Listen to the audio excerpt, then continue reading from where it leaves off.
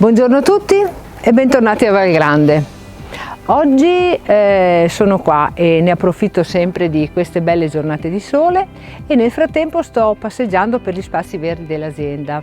Mi sono fermata qui davanti al trattore che è pronto per essere utilizzato da Alberto, perché stiamo preparando i terreni dopo la raccolta della soia e stiamo preparando i terreni in vista delle semine autunnali. Sì, perché già adesso bisogna lavorare per seminare il farro e l'avena che andremo a raccogliere durante l'estate prossima. Ci sono le lavorazioni in campo e io invece sono sempre all'interno della mia cucina per preparare i piatti del fine settimana, che richiedono sempre grande impegno e anche grande disponibilità di tempo.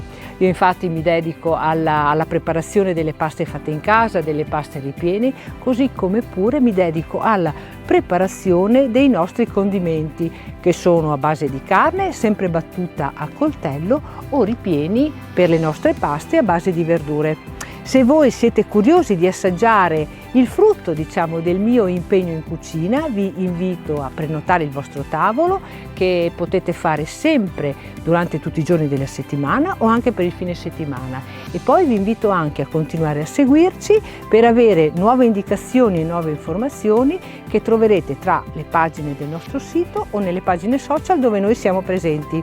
Vi aspetto, ciao!